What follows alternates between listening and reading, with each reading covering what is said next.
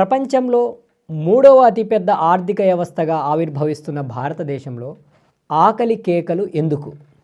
ప్రపంచ ఆకలి సూచీలో గత ప్రభుత్వ హయాంలో మన స్థానం 63గా ఉంటే ప్రస్తుత పాలన కొనసాగిస్తున్న ప్రభుత్వ హయాంలో 111వ స్థానానికి ఎలా చేరాం? బీజేపీ ప్రభుత్వ పాలన, అలానే మన విశ్వగురువుగా కీర్తించబడుతున్నటువంటి నరేంద్ర మోదీ గారి పరిపాలన మొదలై 10 సంవత్సరాలు పూర్తి కావస్తున్న దేశంలో ఉన్నటువంటి సమస్యలకు, ఆకలి కేకలకు, పేదల ఆర్తనాదాలకు గత ప్రభుత్వ పాలకులను, గత ప్రభుత్వాలను ఇంకెన్నాళ్ళు కారకులను చేద్దాం. ప్రపంచ ఆకలి సూచి 2023 ర్యాంకింగ్స్లో మన బద్ధశత్రువుగా భావించేటువంటి పాకిస్తాన్, అలానే మన అతిపెద్ద శత్రువుగా భావించేటువంటి ఆ విధంగా మన బీజేపీ యంత్రాంగం, దేశపు ప్రధానమంత్రి నరేంద్ర మోదీ గారు ప్రచారం చేసేటువంటి చైనా కంటే కింద స్థానానికి ఎలా చేరాం? ఈ అంశాల గురించి ఈ వీడియోలో మాట్లాడుకుందాం. ఇప్పటి వరకు మన యూట్యూబ్ ఛానల్ని సబ్స్క్రైబ్ చేయకపోతే సబ్స్క్రైబ్ చేయండి. అలానే మన ఛానల్లో వచ్చేటువంటి లేటెస్ట్ అప్డేట్స్ కోసం పక్కనే ఉన్న గంటా సింబల్ని నొక్కండి. ఇక ఆలస్యం చేయకుండా వీడియోలోకి వెళ్ళిపోదాం. అందరికీ నమస్కారం. నేను మీ వెంకటేశ్వర్లు నాయక్, బాణావద్. ప్రపంచంలోని అన్ని దేశాలలోని ఆర్థిక స్థితిగతులతో పాటు పేదల స్థితిగతులు కూడా చాలా ప్రధానమైనది. ఆ దేశాల్లో జీవనం కొనసాగిస్తున్నటువంటి పేదలకు ఆహారం లభిస్తుందా? పేదలు 3 పూట్ల సంపూర్ణమైనటువంటి ఆహారాన్ని తీసుకుంటున్నారా? అలానే ప్రతి దేశానికి పట్టుగొమ్మలుగా భావించేటువంటి మధ్యతరగతి కుటుంబాలు, పేద కుటుంబాలకు అన్ని రకములైనటువంటి ఆహార వసతులు కల్పించబడుతున్నాయా? అలానే అందులో వాస్తవం ఎంత?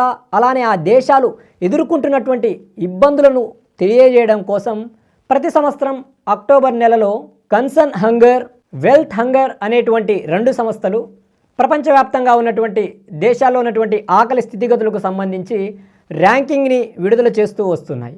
అయితే ఆ ర్యాంకింగ్స్లో భారతదేశానికి 111వ స్థానం దక్కింది. అయితే గత సంవత్సరం 107వ ర్యాంకులో ఉంటే ప్రస్తుతం 111వ ర్యాంకుకి చేరింది భారతదేశం. అయితే కన్సర్న్ హంగర్ కావచ్చు, వెల్త్ హంగర్ హెల్ప్ కావచ్చు, ప్రధానంగా చిన్నపిల్లలను ఆధారం చేసుకుని వారు సర్వేలు నిర్వహిస్తూ వస్తున్నారు. ఆ సర్వేలో ప్రతి దేశం నుంచి ప్రధానంగా 4 అంశాలను పరిగణలోకి తీసుకుంటారు. అందులో మొదటిది పోషకాహార లోపం, ఏదైతే న్యూట్రిషనల్ ఫుడ్ అంటాం కదా.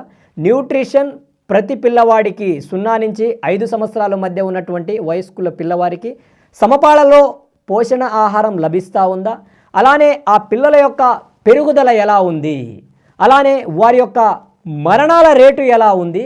వారి యొక్క వయసుతో పాటు వారి యొక్క శరీర ఆకృతులు కూడా సమానంగా పెరుగుతున్నాయా అనేటువంటి అంశాలను ఆధారం చేసుకుని ఈ సంస్థ ప్రపంచ ఆకలి సూచిని రూపొందిస్తుంది. అందుకు అనుగుణంగా ఆ దేశాలకు ర్యాంకింగ్ని ఇస్తూ వస్తుంది. అయితే దక్షిణాసియా దేశాల్లో భారతదేశం చాలా దిగువ స్థాయికి చేరిపోయింది. ప్రస్తుతం దేశంలో పాలన కొనసాగిస్తున్నటువంటి బీజేపీ యంత్రాంగం, మా విశ్వగురువుగా ప్రసిద్ధిగాంచినటువంటి శ్రీ నరేంద్ర మోదీ గారు ఎప్పుడు చెబుతూ ఉంటున్నారు గడిచిన కొంతకాలంగా, ప్రపంచంలో భారతదేశం 3వ అతిపెద్ద ఆర్థిక వ్యవస్థగా ఆవిర్భవించబోతుంది. అందుకు తగినట్లు పేదల స్థితిగతులను కూడా మార్చాము, దేశంలో అన్ని సమస్యలను కూడా రూపుమాపుతూ మా బీజేపీ యంత్రాంగం ముందుకు వెళ్తుందని చెబుతున్నారు.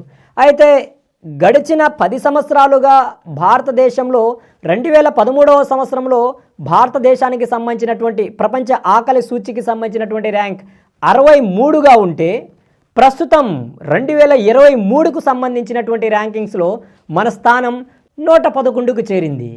అయితే ఏం జరిగినా, ఏ నష్టం వచ్చినా, ఏ కష్టం వచ్చినా, దేశంలో ఏ సమస్య వచ్చినా వెంటనే గత పాలకుల కారకులు, గత పాలనలో వారు చేశారు కాబట్టే సమస్యలు వచ్చాయి, ఆ ప్రభుత్వం సక్రమంగా చేయలేదు, 60 సంవత్సరాలు కాంగ్రెస్ పాలన సక్రమంగా లేదు, వారు దేశాన్ని అంధకారంలో నెట్టేశారు, దేశంలో అభివృద్ధి లేదు, అంధకారమే ఉంది, దేశంలో ఆర్థిక స్థితిగతులు బాగలేవు, పేదలు అనేక ఇబ్బందులను అనుభవిస్తున్నారని 24 గంటలు గత ప్రభుత్వ పాలకులను కారకులను చేస్తూ ప్రచారం చేస్తూ వస్తోంది నరేంద్ర మోదీ గారి ప్రభుత్వం. అయితే ప్రపంచ ఆకలి సూచికి సంబంధించి ఈ దేశ ప్రజలకు ఏమని సమాధానం చెప్పబోతున్నారు? ఆ సమాధానం ఎందుకు చెప్పలేకపోతున్నారు? అలానే ప్రపంచ ఆకలి సూచిని కూడా వ్యతిరేకిస్తుంది బీజేపీ యంత్రాంగం, బీజేపీ పార్టీ, అలానే బీజేపీ పార్టీలో ఉన్నటువంటి ప్రధాన నాయకులు. ఈరోజు ప్రపంచవ్యాప్తంగా ఉన్నటువంటి అన్ని దేశాలు ఆ యొక్క ప్రపంచ ఆకలి సూచిని స్వీకరిస్తూ ఉంటే, అంగీకరిస్తూ ఉంటే, భారతదేశంలో ఉన్నటువంటి ప్రస్తుత ప్రభుత్వ పాలకులు ఎందుకు ప్రపంచ ఆకలి సూచిని వ్యతిరేకిస్తున్నారంటే, మన యొక్క ర్యాంకింగ్ ఏదైతే ఉందో చాలా ఘోరమైన పరిస్థితుల్లో ఉంది. ప్రపంచవ్యాప్తంగా 125 దేశాల్లో ఈ యొక్క సర్వే నిర్వహిస్తే 125 దేశాల్లో మన స్థానం 111. అంటే చివరి నుంచి టాప్ ర్యాంకింగ్లో చేరుకునేటువంటి పరిస్థితి ఈరోజు దేశంలో ఉంది. మరి ఈ దేశాన్ని అభివృద్ధి పదంలో నడిపిస్తాం, మాకొక ఛాన్సునివ్వండి, ఈ దేశంలో ఉన్నటువంటి ఆర్థిక స్థితిగతులను సమూలంగా మార్చేస్తాం, పేదల బ్రతుకులను మార్చేస్తాం, మధ్యతరగతి కుటుంబాలలో, పేద కుటుంబాలలో నూతన వెలుగులు నింపుతాం, ప్రతి వ్యక్తిని కూడా సంపన్నుణ్ణి చేస్తామన్నటువంటి ఈ బీజేపీ యంత్రాంగం ఈ ఆకలి సూచీకి, ఈ పేదల ఆర్థిక స్థితిగతులకు, ఈ పేదల ఆకలి బాధలకు ఏమని సమాధానం చెబుతుంది దేశ ప్రజలకు? వీటి గురించి మాట్లాడరా? అలానే గోధి మీడియా కావచ్చు, వాట్సాప్ యూనివర్సిటీ యోధులు ఈ అంశాల గురించి ప్రస్తావించరా? దేశంలో ఆర్థిక స్థితిగతులు అనేవి పెరుగుతున్నాయంటున్నారు. ఎవరి పెరుగుతున్నాయి? ఆదానిది పెరుగుతుందా? అంబానీది పెరుగుతుందా? నీరవ్ మోదీది పెరుగుతుందా? లేకపోతే మన గౌరవ దేశ ప్రధానమంత్రి శ్రీ నరేంద్ర మోదీ గారిది పెరుగుతుందా? ఎలా అవతరించబోతున్నాం ప్రపంచంలో 3వ అతిపెద్ద ఆర్థిక వ్యవస్థగా? పేదల పొట్టను కొట్టి సంపన్నుడికి దోచిపెడుతున్నాం కదా. పేదల జీవితాల్లో, వారి యొక్క జీవన విధానంలో మార్పు రానంత వరకు మనం ఎంత సంపన్న దేశంగా ఎదిగినా ఉపయోగం ఏమిటి? దేశంలో 3 పూటలు ప్రజలకు ఆహారం అందకపోతే, 3 పూటలు సరైనటువంటి ఆహారాన్ని అందించకపోతే అదేం అభివృద్ధి? అలాంటి అభివృద్ధి ఎవరికి కావాలి? ఈ అంశాల గురించి దేశ ప్రజలకు ఈరోజు గౌరవ దేశ ప్రధానమంత్రి తెలియజేయాల్సినటువంటి అవసరం ఉంది. ఇలాంటి ఆర్థిక వ్యవస్థ, ఇలాంటి జీడిపి పెరుగుబాటు ఈ దేశ ప్రజలకు ఉపయోగం లేదు కదా. పేదల జీవితాలలో, వారి యొక్క జీవన విధానంలో, వారి యొక్క ఆర్థిక స్థితిగతులలో మార్పును తీసుకువచ్చిన నాడే ఈ దేశం అభివృద్ధి పదంలో నడుస్తుంది, ఈ దేశం అభివృద్ధి పదంలో పయనిస్తుందని మనం చెప్పగలం. అలానే మన గౌరవ దేశ ప్రధానమంత్రి శ్రీ నరేంద్ర మోదీ గారు కూడా ఈ పోషకాహారానికి సంబంధించి కావచ్చు, లేకపోతే పిల్లల మరణాలకు సంబంధించి కావచ్చు, అలానే అందుకు సంబంధించినటువంటి అనేక పథకాలను కూడా ప్రవేశపెట్టారు ప్రధానమంత్రి పేరిట. మరి ఆ పోషకాలను అందిస్తున్నప్పుడు మన ర్యాంకింగ్ ఇంత అధోగతి పాలు ఎలా అయింది? అంటే మనం విఫలమయ్యామన్నట్లే కదా. మనం అందించడంలో ఫెయిల్ అయ్యామనే కదా క్లియర్గా కనిపిస్తూ ఉంది. కనుక ఈ అసత్య ప్రచారాలు చేయడం, అబద్ధపు మాటలను వెళ్ళవేయడం, ఈ దేశ ప్రజలను కులాలు, మతాలు, జాతులు, వర్గాలు, వర్ణాల పేరిట రెచ్చగొట్టి విద్వేష భావాలను వారి మెదడులలో నింపి ఈ దేశ అభివృద్ధిని తిరోగమనం వైపు నడిపించడం మాని ఇప్పటికైనా దేశాన్ని అభివృద్ధి పదంలో నడిపించడం కోసం దేశ ప్రధానమంత్రి, కేంద్ర ప్రభుత్వం, బీజేపీ ప్రభుత్వం కంకణం కట్టుకోవాల్సినటువంటి ఆవశ్యకత, అవసరం ఏర్పడింది. ఇదే విధంగా ఈ పరిపాలన కొనసాగితే భారతదేశం కూడా ఈరోజు పాకిస్తాన్తో పోల్చలేనటువంటి పరిస్థితి. ఎందుకంటే మనకంటే మెరుగైన స్థానంలో ఉంది పాకిస్తాన్. ఇక 24 గంటలు డ్రాగన్ అభివృద్ధి మీద, అలానే చైనా మీద మనకు బద్ధశత్రువుగా భావిస్తూ ఉంటాం. మరి దాంతో పోటీ పడి దాని యొక్క ఆర్థిక స్థితిగతులను మనం కూడా దాటి ముందుకు వెళ్ళాలి కదా, మనం కూడా దాన్ని బీట్ చేయాలి కదా. మరి వాటిలో అభివృద్ధిలో మేము కనిపించాం, ఆకలి బాధలను తీర్చడంలో మేము కనిపించాం. కానీ ఎన్నికలు వస్తే మాత్రం చైనా, పాకిస్తాన్ మాకు గుర్తొస్తాయి. అరే, పాకిస్తాన్ కంటే వెనుకబడిపోయామా ప్రపంచ ఆకలి సూచీలో? మనం అంత అధోగతి పాలు మనం అయ్యామా? అయితే జనాభాని ప్రధానంగా ఈరోజు బీజేపీ ప్రభుత్వం చెప్తా ఉంది. భారతదేశంలో అత్యధికంగా జనాభా ఉంది కాబట్టి ప్రపంచ ఆకలి సూచీలో మనం దిగువ స్థానంలో. మరి అదేవిధంగా ఈరోజు చైనాలో కూడా అదే స్థాయిలో జనాభా ఉంది కదా. మరి చైనా ఎలా టాప్ 10 స్థానంలో ఉంది, మనం ఎలా 111వ స్థానానికి చేరాం? కనుక ఈ దేశ ప్రజలను మభ్యపెట్టడం, మాయ చేయడం, అసత్యాలు పలకడం ఇప్పటికైనా మానుకోవాలి. దేశంలో ఉన్నటువంటి పేదరికాన్ని నిర్మూలించడం కోసం ప్రతి యువకుడిని, ప్రతి పిల్లవాడు కూడా ఈ దేశపు బంగారు ఆస్తి, రేపు ఈ దేశాన్ని నడిపించవలసినటువంటి రథ చక్రాలు. పిల్లలే కదా భావి భారత పౌరులు, వారే కదా ఈ దేశాన్ని ముందుకు నడిపించవలసింది. మరి వారి ప్రాణాలకే ఈరోజు ప్రభుత్వాలు హామీని ఇవ్వలేకపోతున్నాయి. వారిని రక్షించడం కోసమే ఈరోజు ప్రభుత్వాలు బాధ్యతను చేపట్టనప్పుడు ఉపయోగం ఏమిటి? ఇన్ని కోట్ల రూపాయల ప్రజా బడ్జెట్ను ప్రవేశపెట్టి ఎవరికి ఉపయోగిస్తున్నాం ఈ ప్రజా బడ్జెట్ని? ఎవరి ఖాతాల్లోకి వేస్తున్నాం ఈ ప్రజా బడ్జెట్ని? ఎవరి ఖాతాలకు చేరవేస్తున్నాం ఈ ప్రజల సొమ్ముని కూడా ఆలోచించుకోవాలి. ఇంకా దేశంలో ఉన్నటువంటి సమస్యలకు, బాధలకు గత ప్రభుత్వాలను కారణాలు చేయడం, గత ప్రభుత్వ కారకులని చెప్పడం మానుకోండి. ఈరోజు మా విశ్వగురువు గారు, మా బీజేపీ ప్రభుత్వం పాలన మొదలై 10 సంవత్సరాలు పూర్తయింది. ఈ 10 సంవత్సరాల పాలనలో బీజేపీ ప్రభుత్వం చేసినటువంటి అభివృద్ధి ఏమిటి? ఈ దేశాన్ని అభివృద్ధి పదంలో నడిపించడం కోసం బీజేపీ చేసినటువంటి కృషి ఏమిటి? ఈ దేశంలో ఉన్నటువంటి పేదల బ్రతుకుల్లో నూతన వెలుగులు నింపడానికి బీజేపీ ప్రభుత్వం రూపొందించినటువంటి ప్రణాళిక ఏమిటి? ఈ దేశంలో నిరుద్యోగ సమస్యను రూపుమాపారా? పేదల సమస్యలను రూపుమాపారా?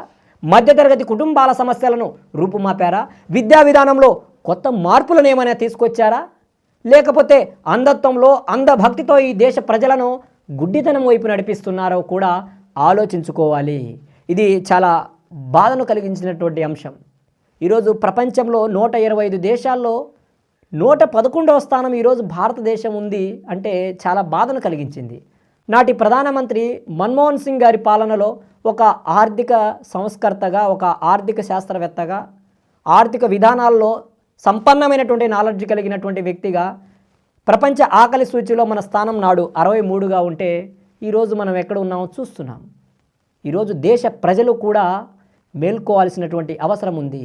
ఈరోజు కాంగ్రెసా, బీజేపీనా, మరొక పార్టీ కాదు. ఇక్కడ ప్రధానంగా ఈ దేశంలో ఉన్నటువంటి పేదల బ్రతుకులు మారనంత వరకు ఈ దేశం అభివృద్ధి వైపు నడవదు. ఈ దేశంలో అభివృద్ధి ఫలాలు ప్రతి పేదవాడికి చేరినప్పుడు, పేదల జీవితాల్లో మార్పుల కోసం కృషి చేసినప్పుడే మనం సాధించినటువంటి పురోగతి పట్ల, మనం సాధించినటువంటి అభివృద్ధి పట్ల విశ్వసనీయత వస్తుంది. కానీ కేవలం మాటలు మాత్రమే చెబుతాం, కేవలం అసత్య ప్రచారాలను మాత్రమే చేస్తాం, కేవలం హిందూ ముస్లింల గొడవలు మాత్రమే రేకెత్తిస్తాం, ప్రజల మధ్య విద్వేషాలను మాత్రమే రెచ్చగొడతామంటే ఇంకొక 60 సంవత్సరాలు కూడా ఈ బీజేపీ ప్రభుత్వం పాలిస్తే దేశం అధోగతి పాలవుతుందనేదైతే స్పష్టంగా కనిపిస్తూ ఉంది. అందుకు ప్రపంచ ఆకలి సూచే ఒక ఉదాహరణ. ప్రతి సంవత్సరం కూడా పెరుగుతూ మంచి స్థానానికి చేరుకోవాల్సినటువంటి భారతదేశం తరుగుతూ అధోగతి పాలవుతూ వస్తుంది ప్రపంచ ఆకలి సూచీలో. ప్రపంచం మొత్తం యాక్సెప్ట్ చేస్తూ ఉంటే, ప్రపంచం మొత్తం స్వాగతిస్తూ ఉంటే మనం మాత్రం వ్యతిరేకిస్తూ వస్తున్నాం. అరే మాకు కాదురా భయ్, మా బీజేపీ ప్రభుత్వానికి వ్యతిరేకంగా ఉంది కాబట్టి మాకు సంబంధం లేదు.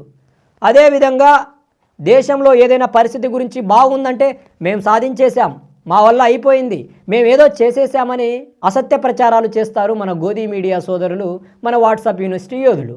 మరి ఈ అంశాన్ని కూడా ప్రజలకు చేరవేయండి. ఈ అంశంలో ఉన్నటువంటి వాస్తవాలను కూడా ప్రజలకు తెలియజేయండి. 24 గంటలు పాకిస్తాన్, చైనా అంటూ మనం వారి మీద ఏడుస్తూ ఉంటాం కదా. మరి ఈరోజు ప్రపంచ ఆకలి సూచీలో మనకంటే మెరుగైన స్థానంలో చైనా, పాకిస్తాన్ ఎలా చేరాయో ఈరోజు మన విశ్వగురువుని ప్రశ్నించండి, మన విశ్వగురువును అడగండి, మన దేశాన్ని మంచి స్థానంలో నిలబెట్టమని కోరండి. అది నిజమైనటువంటి దేశభక్తి. కనుక ఇప్పటికైనా కేంద్ర ప్రభుత్వం ఈ అంశాన్ని దృష్టిలో పెట్టుకొని పోషకాహార లోపంతో దేశంలో ఉన్నటువంటి పిల్లలు అనేక మంది చనిపోతూ ఉన్నారు. వారి యొక్క పెరుగుదలకు అనేక కారణాలు ఉన్నప్పటికీ అందులో ప్రధానమైనటువంటిది మాల్ న్యూట్రిషన్ కావచ్చు, సరైనటువంటి పోషకాహారం అందకపోవడం కావచ్చు. ఈరోజు ప్రభుత్వ పాఠశాలల్లో మేము అమలు చేస్తున్నామని గడిచిన 75 సంవత్సరాల నుంచి చెప్తూ వస్తున్నారు. మరి ఆ యొక్క అమలులో భారతదేశం సాధించినటువంటి పురోగతి ఏమిటో కూడా ఈరోజు దేశ ప్రజలకు తెలియజేయాల్సినటువంటి ఆవశ్యకత ఉంది.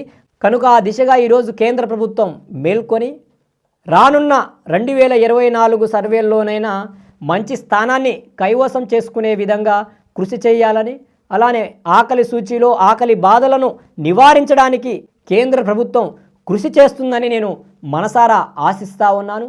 అలానే గడిచిన 10 సంవత్సరాల కాలంలో అంటే 2013 నుంచి 2023 వరకు భారతదేశం యొక్క ప్రపంచ ఆకలి సూచీలో మన యొక్క ర్యాంక్ ఎంత, మన యొక్క స్థానం ఎంత అనేది వరుసగా చెప్పుకుంటూ వస్తే 2013వ సంవత్సరంలో 120 దేశాల్లో జరిగినటువంటి సర్వేల్లో మన దేశం 63వ స్థానంలో ఉంటే 2014 సంవత్సరంలో 55వ స్థానానికి చేరాం. అలానే 2015వ సంవత్సరంలో 80వ స్థానంలో ఉన్నాం. 2016వ సంవత్సరంలో 97వ స్థానంలో ఉంటే 2017వ సంవత్సరంలో 100వ స్థానానికి చేరుకున్నాం. అయితే 2018వ సంవత్సరం 103వ స్థానంలో ఉన్నాం. 2019వ సంవత్సరంలో 102వ స్థానంలో ఉంటే 2020 సంవత్సరంలో 94వ స్థానానికి చేరుకున్నాం. అలానే 2021వ సంవత్సరంలో 101వ స్థానానికి చేరుకుంటే 2022కి 107, ప్రస్తుతం 2023వ సంవత్సరానికి 111వ స్థానానికి చేరుకున్నాం. అంటే ఎవరైనా మెరుగైన స్థానం కోసం వారి యొక్క స్థానాలను తగ్గించుకుంటూ మెరుగైన పరిస్థితులను మెరుగైన ర్యాంకును సంపాదిస్తే మన దేశం మాత్రం అందుకు భిన్నంగా 2013వ సంవత్సరం వరకు తగ్గుతూ వెళ్ళాం. 2013వ సంవత్సరం నుంచి మన విశ్వగురువు గారి పాలన మొదలైనప్పటి నుంచి మన స్థానం పెరుగుతూ పోయింది. అంటే మన దేశంలో ఆకలి బాధలు, ఆకలి కేకలు పెరిగావనేది స్పష్టంగా కనిపిస్తూ ఉంది. కనుక ఇప్పటికైనా భారతదేశంలో ఉన్నటువంటి ప్రజలు, భారతదేశంలో ఉన్నటువంటి ప్రభుత్వాలు పక్కవారిని కారణాలుగా చూపడం మానేసి దేశంలో ఉన్నటువంటి ఆర్థిక పరిస్థితులకు, దేశంలో ఉన్నటువంటి సమస్యలకు, దేశంలో ఉన్నటువంటి బాధలకు సాకులుగా ఇతర దేశాలపై నెట్టివేస్తూ ఇటు పాకిస్తాన్ అంటూ అటు చైనా అంటూ లేకపోతే గత ప్రభుత్వ పాలకులు కారకులను చేయడం మానేసి మెరుగైన పరిస్థితులను ఏర్పాటు చేయడం కోసం కృషి చేయాలని, ఆ విధంగా దేశంలో ఉన్నటువంటి అన్ని రాష్ట్రాల ప్రభుత్వ యంత్రాంగాలు కృషి చేస్తాయని మనసా వాచా కర్మేణ విశ్వసిస్తున్నాను. అలానే దేశంలో పేదల పరిస్థితులు మారాలి, ఆకలి బాధలు పోవాలి. కోటీశ్వరుడు కాకపోయినా 3 పూటల సరైనటువంటి ఆహారాన్ని పొందగలిగితే అదే కోట్ల రూపాయలకు సమానమైనది. కనుక ప్రతి పౌరుడికి కూడా మెరుగైనటువంటి పోషక ఆహారాన్ని అందించే విధంగా కేంద్ర ప్రభుత్వం ఒక నూతన విధానంతో ముందుకి నడవాలని, ఆ దిశగా వారి యొక్క ప్రణాళికను ఏర్పాటు చేసుకోవాలని కూడా నేను మనస్ఫూర్తిగా కోరుకుంటున్నాను. ఇది ఈనాటి అంశం. మరో కొత్త అంశంతో తిరిగి కలుసుకుందాం. అంతవరకు సెలవు. జై భీమ్, జై భారత్.